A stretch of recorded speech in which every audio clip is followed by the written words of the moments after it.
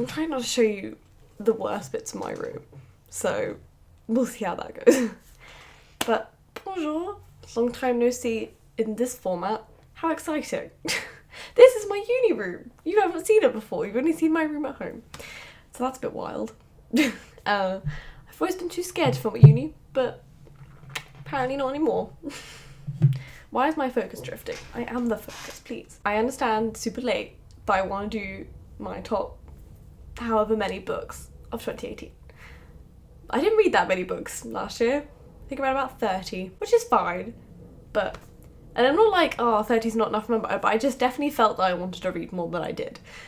Because I mostly was reading for uni, and I didn't really like a lot of the books I was reading for first year, or like it wasn't like I even disliked them, I just wasn't finding them personally my favourite, / I would say that I liked them. There were some things that I read that were fine, then some things that I really, really did hate, but mostly somewhere in between, and they were good enough for my essay and my seminar and whatever. And the ones I liked in particular were usually ones I had done for A-level, like Adult's House by...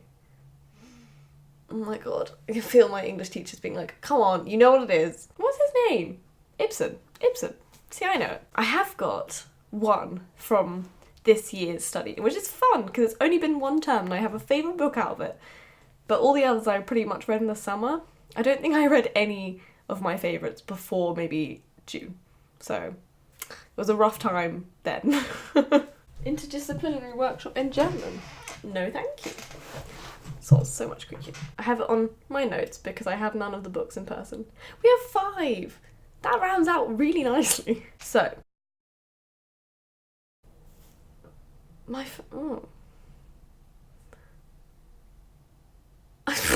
the first favourite book of the year, and I have none of these in person except one, was When I Hit You by Mina Kandasamy.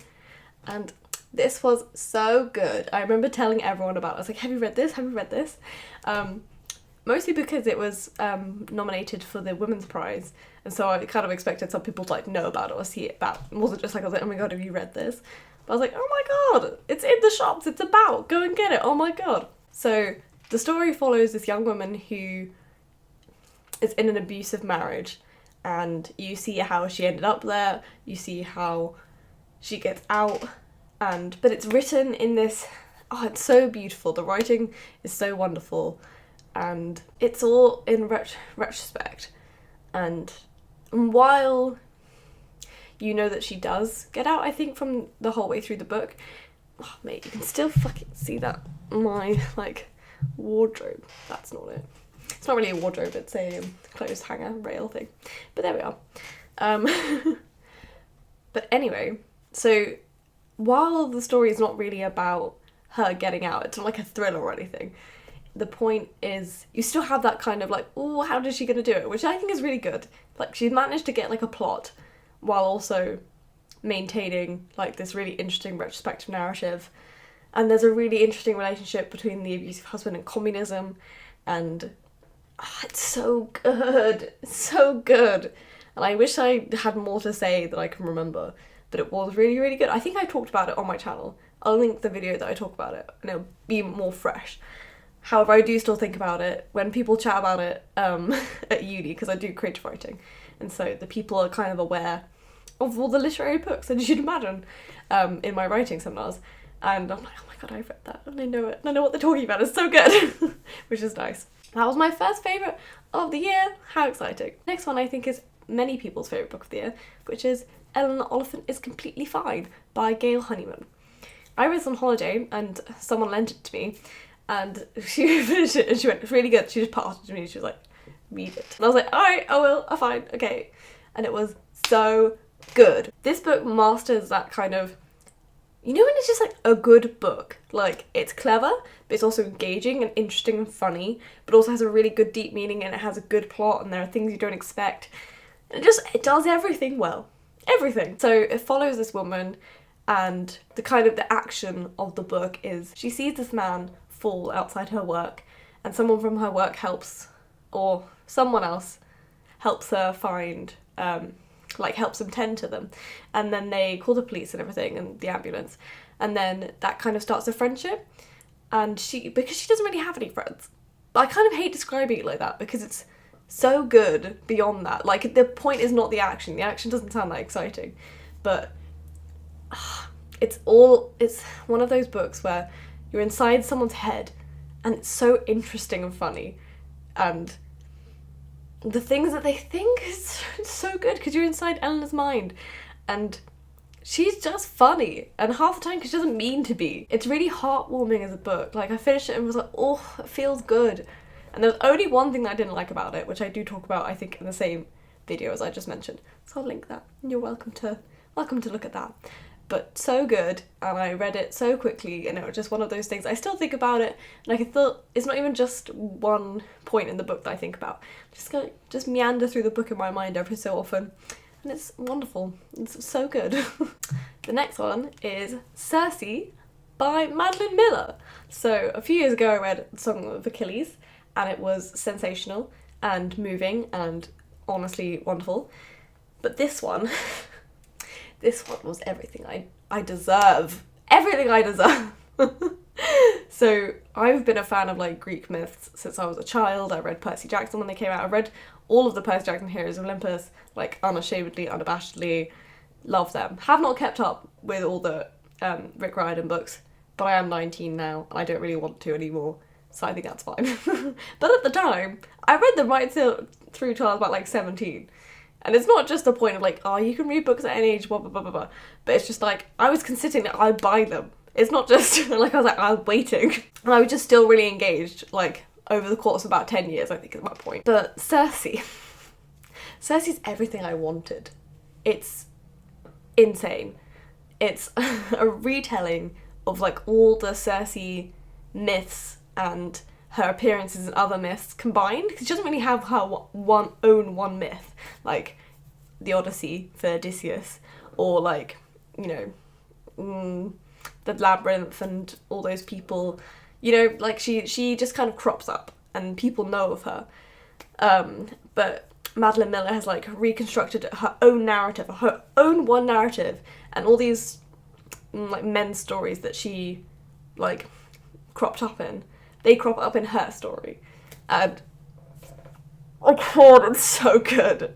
Like, I remember I was reading it on the plane, and I said to the person next to me, who I didn't know, who's my friend, and I was like, my god, I was like, so good. I can't. It's everything I wanted.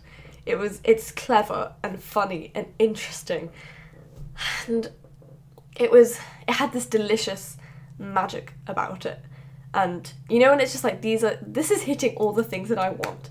Like, it was interesting and clever in terms of women and women's identity, but it was also mythological and fun, and I can't.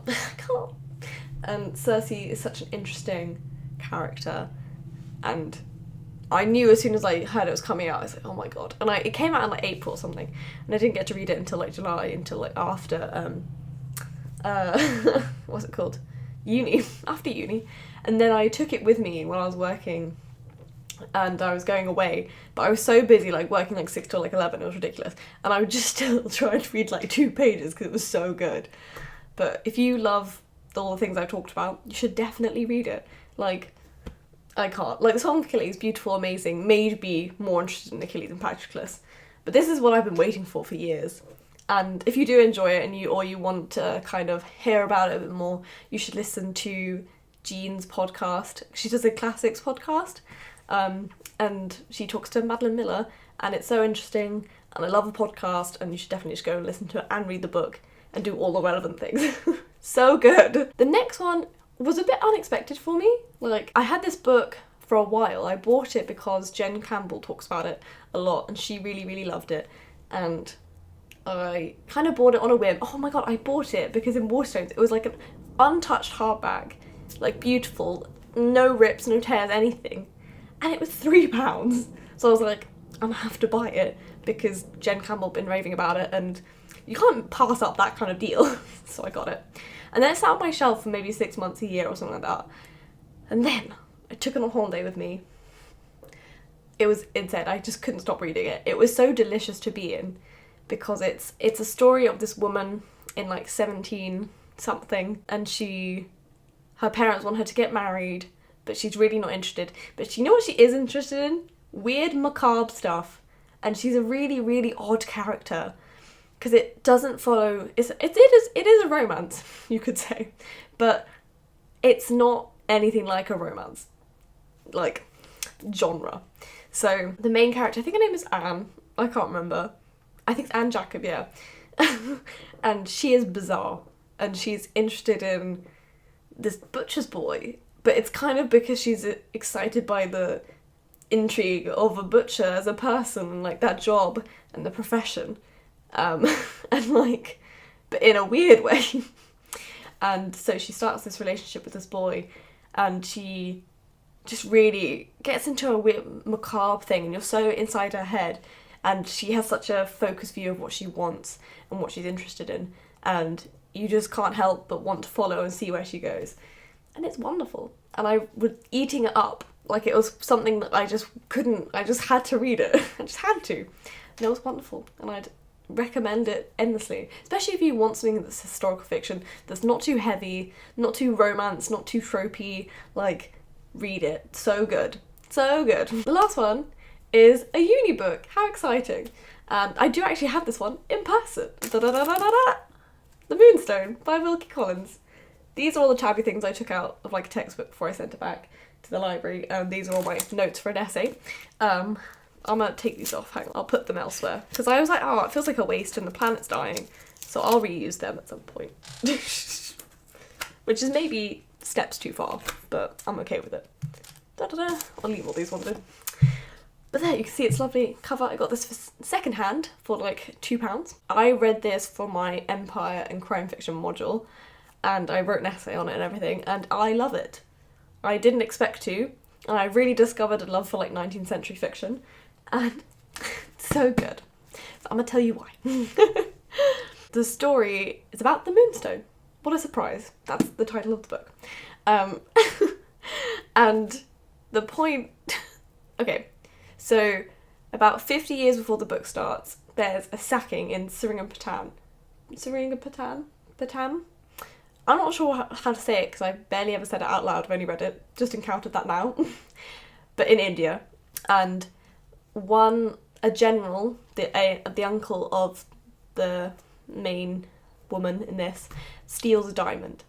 And then he gifts it to his niece for her birthday, provided that her mother is still alive. It's like a beefy move.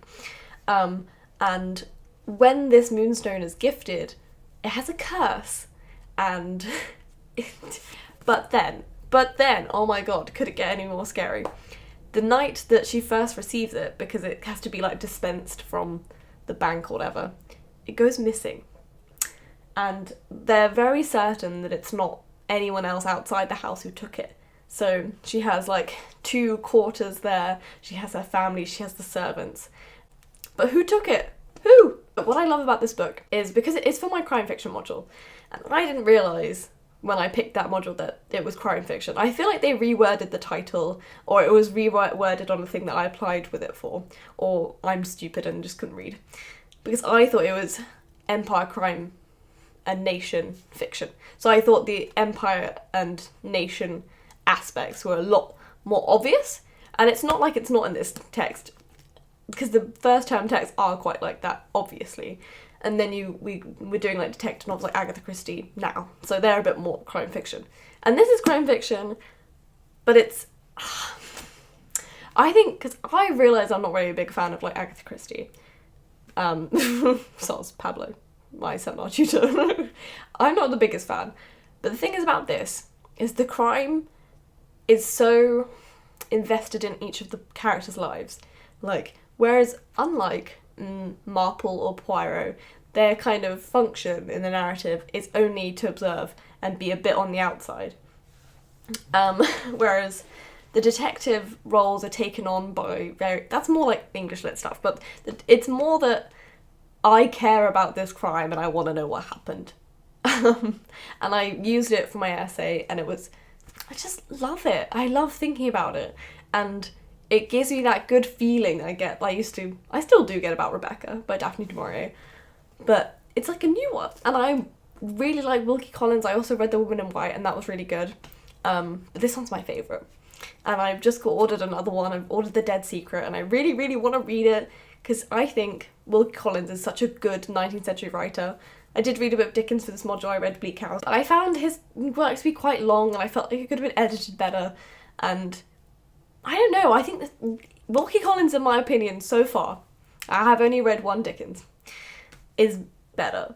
I think he's better writer. Also, he seems to be low-key a better person, because as part of my essay, I researched their kind of views on empire, and Dickens was a bit more like, don't send money away to people elsewhere when people are dying in your own country. Which is like a weird thing the more you investigate it. Like, yes, you should take care of the people who are dying on your doorstep, oh my god. Especially if you're ignoring your own children in favour of random people that you don't know. Yeah, do that. But then also it has like a weird, us first, not them, not the people who are in the other countries who are gonna say are uncivilized and whatnot. Whereas Wilkie Collins was a bit more like, is empire good? I'm gonna say no, but in like a way that you won't probably notice as obviously, which, you know, problematic, and it's all problematic, it's the 19th century. But anyway, I really, really loved it. And this is one of the few books I've genuinely enjoyed doing at uni. And so good, so good. And I'd so recommend it, like especially if you all want to get into more like classics. Definitely Wilkie Collins, oh my god, so good. So overall, I think you can tell The Moonstone's my favourite. I do really love all the others and I think they're wonderful and I do think about them quite a lot. But The Moonstone, my god, just love it. Just love it. But thank you for watching, I hope you have a nice day and I shall see you later.